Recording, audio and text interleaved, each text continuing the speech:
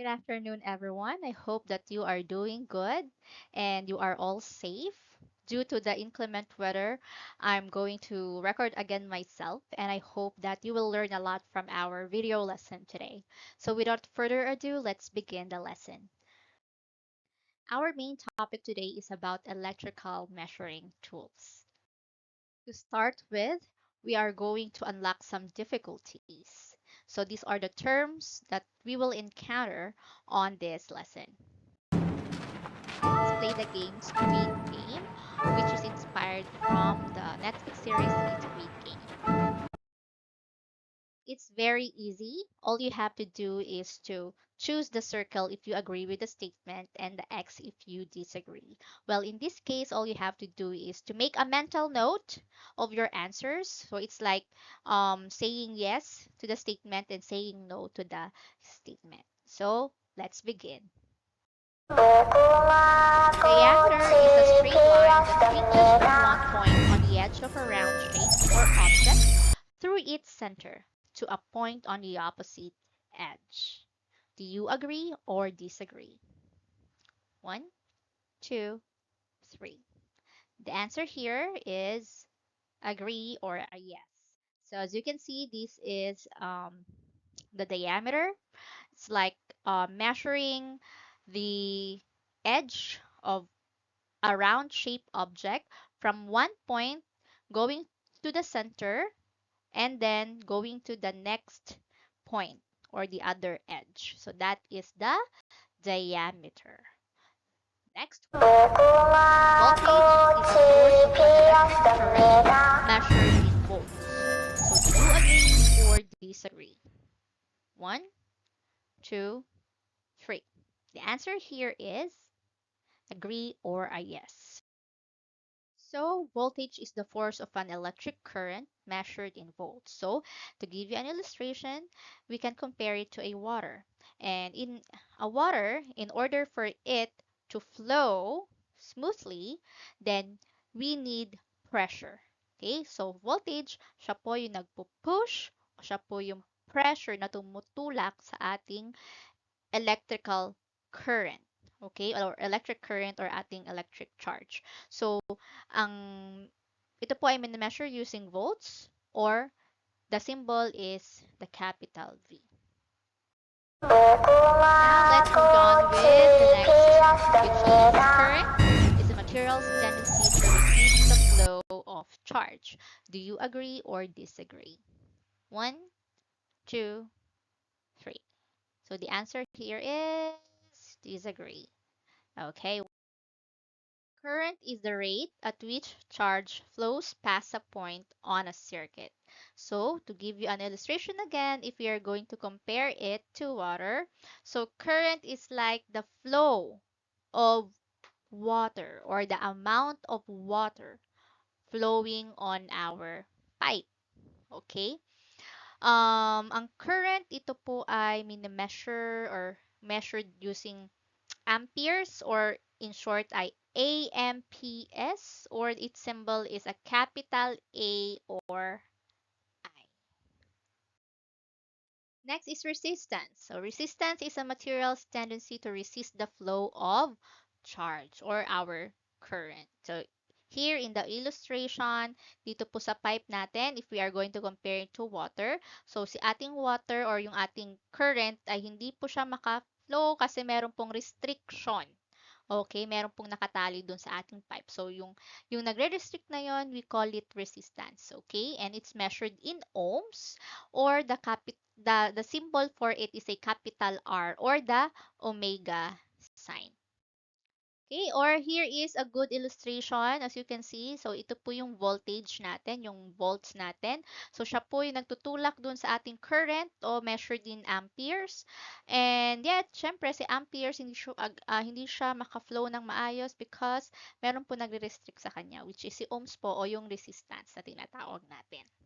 Okay, I hope na clear po sa inyo yung tatlong iyon. Now, without further ado, let's start our lesson. So the first measuring tool that you are going to learn is test light. And a test light, it's a pocket-sized tool with a neon bulb connected to wire leads and prongs at the end. It is used to test the presence of current in a wire or circuit.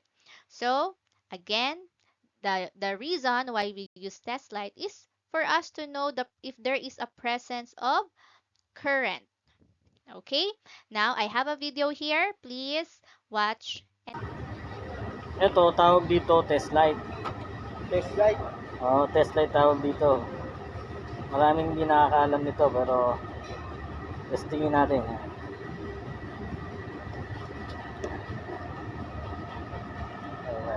Okay, well, as you can see, yung yan. neon bulb sa taas ay 220 yan. umiilaw, Malakas. meaning na meron Pag pula, pong mahirap. presence ng Basta current. 220 yan. Lagi naman 220 yan. Pero kung isang linya lang tetestingin mo, Hindi ka, hindi ako na. gagana. Hawakan mo isa. Kaya iba, kurente ka. Okay, now let's move on with the next one. So next is we have here a continuity tester. So a continuity tester is an electrical measuring device that is powered by batteries with a bulb connected to a probe at one end and a cord with either an alligator clip or another probe at the other end. So here, as you can see, ito po yung ating continuity tester. So this is an alligator clip. Okay, and yung iba naman ay probe katulad po nito. Okay, so the purpose here is for us to know if there is also a continuous flow of current. Okay, let's continue. Please watch the video carefully.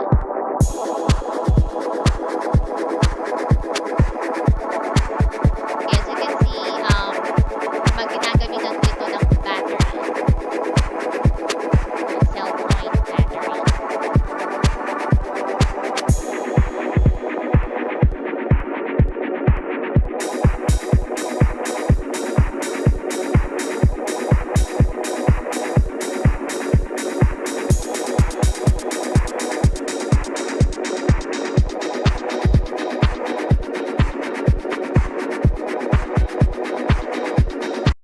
Umiilaw siya, di ba? Okay, let's move on with the next one, which is the wire gauge. So a wire gauge, it's an electrical measuring tool used to identify wire diameter. So ito po ay ginagamit for us to know the size of a wire. Okay? And usually, ang ginagamit po dito yung unit niya ay AWG, meaning American Wire Gauge. As you can see po dito, ayan, we have here 1, 2, 3. So, the lesser the number, it means the bigger the size. Okay? Kapag naman po yung malaki ang number, like 31, as you can see, 31 and 32, meaning the smaller the size. Okay? So, ayun po yung, ayan, 36 pala, yan ang pinakamaliit niya, maliit. Okay, na size na kaya niyang i-measure na electrical wire natin. So, let's see how it is used. And along the outside here, it shows you the wire gauge, and it goes from 0 all the way up, and goes around, and then it keeps going around to 36. So it's going to show you gauges from 0 to 36. And what you're wanting to do is you're wanting them to fit within the slot. So don't worry about the little round spot down here. It's the slot right there that you want your wire to fit into. And if you flip it over, you'll see that it has its corresponding millimeters over here. So as you can see, 32 gauge wire is actually 0.27 millimeters. So that's handy to know too. So I want to show you really quickly how this works. I have an eye pin right here and a head pin as well. And if you're like me, you tend to store these where you don't put their labels on them, so you're always trying to figure out what they actually are. So with this eye pin right here, what you'll do is you can kind of guess where you think it might fall. So it goes right through the 19. Now that slides way too easily. So you go up to 20, still very easily. Go to 21, and that looks pretty much like a perfect fit, but I just want to double check and try the 22, and it's not going in. So that shows that this is a 21 gauge brass eye pin. I'm going to show you with 21 gauge. Okay. Yun. So, ganun po siya. Kung saan po mag-fit, doon, ayun po yung kanyang size. Okay, next one we have here the micrometer. So, it's classified as precision instrument due to its highly accurate measurement. So, compared to the gauge, the wire gauge, this one is much precise. okay, compared to the wire gauge. Okay? So ito ay ginagamit din po sa pag-measure ng diameter ng wire, just like the wire. Micrometer is built around a frame with a fixed anvil to the left and a numbered scale sleeve to the right. The measured value is the distance between the fixed anvil face and the spindle face that moves when turning the thimble. It's good practice to clean the measuring faces before using. Gently close the micrometer on a clean piece of paper, then slowly pull it out. To make a measurement, hold the part with your left hand and position it against the anvil face. Then hold the micrometer with your right hand and turn the thimble counterclockwise until the spindle face contacts the part. Reliable repeatability depends on applying uniform pressure from one measurement to the next. Micrometers have either friction thimble or ratchet stop speeder to help ensure uniform pressure. Move the thimble with your right hand, thumb, and index finger on the friction thimble or ratchet stop. Don't use excessive force. Light Alright, so as you can see, meron po tayo doon yung anvil tsaka spindle. So sa anvil and spindle natin, doon po natin ilalagay yung ating round object. And then, using po yung ating symbol, ayun po yung ina-adjust natin. Okay, to know the diameter of a certain object. Next one, we have here the ruler or foot rule, and it's very easy. I know that some of you are using it for your art or drawing purposes, and the reason why we have a ruler or foot rule, that is used to measure the length or width of an object. So, how to use a ruler or how to measure using ruler. So, meron po dalawang side yan. Usually, di ba, meron po yung centimeter tsaka yung inches. So, dito po tayo sa centimeter muna. So, sa centimeter natin, tignan po natin, tandaan na dapat mag-start po tayo na mag-measure sa 0. Hindi po dun sa dulong-dulong part ng ruler. Okay? Para po accurate ang measurement natin. So, from 0 to 1, here, 0 to 1 here, ayan po ay considered as 1 centimeter. So, cm for centimeter. Okay? So, in 1 centimeter, equivalent po yan sa 10 millimeters. 10 mm. Okay? Kasi pag kinount po natin, di ba? 1, 2, 3, 4, 5, 6, 7, 8, 9, 10. So, meaning 1 centimeter is equivalent to 10 millimeters. For example, dito po yung paper clip ay mineasure po. So, from here to here, mapapansin po natin, nandito po siya nakatapat, di ba? Yan. So, that is 1.8 centimeters or equivalent po to 18 millimeters. Okay? Another example, ito po yung pencil. Measure again from 0. Yan, siya po ay 7.5. Ito po yung 7. So, 0.5 centimeters. So, if you will count all those lines, that's 75. So, again, we just multiply 7.5 by to 10 kasi nga po 'di ba 1 centimeter is equivalent to 10 millimeters. So if you multiply that, that's 75 millimeters. Easy as that. So yung next ay yung inches naman. So let's say tayo po ay magme-measure ng electrical wire. So from here, let's say 0 to here. So that is in fraction, that would be 1 and 1/2. Sorry, ayan, 1 and a half. Or, in decimal point, that would be 1.5. Tama? Kasi we have to divide 1 sa 2. So, that makes 0.5. Right? So, another, let's say, magme-measure tayo ng isa pang electrical wire. Here in 3/4. So, that would be 2 in fraction 2 and 3/4, right? So all we have to do is to divide 3 to 4, so meaning that's around 2.75. Tama po ba ako? Easy as that.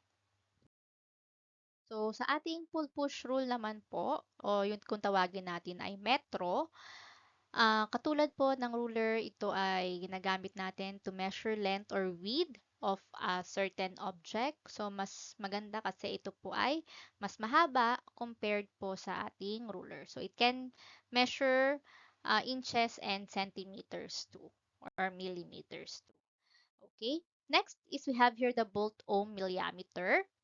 It can measure amperage, voltage, and resistance. So it can also serve as a continuity tester. So we have two. We have the analog multitester, this one, and we have also the digital multitester or multimeter. Ito po siya.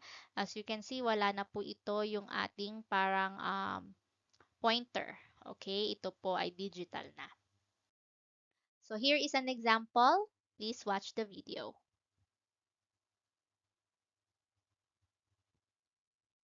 To measure DC voltage with a multimeter, plug the black probe into the port labeled COM and the red probe into the port labeled V. Turn your multimeter on and turn the dial to one of the DC voltage settings. This is a V with a straight and dashed line next to it. For small battery-powered circuits, 20 volts is a good place to start. To measure the voltage, take your probes and connect them in parallel to the part you want to measure. In this case, I can touch one probe to each leg of the LED and I get a reading of about 2 volts. So ang may If I measure ay reverse the LDD. probes, I will read a negative voltage. For our full-length multimeter tutorial and other short videos about how to measure current and resistance, check out the description of this video. Okay. I hope you have learned a lot from our lesson. So if you think that all the informations here are not enough, then you are free to search on the internet or YouTube. Okay? Well, thank you so much again, and see you on my next class. Bye.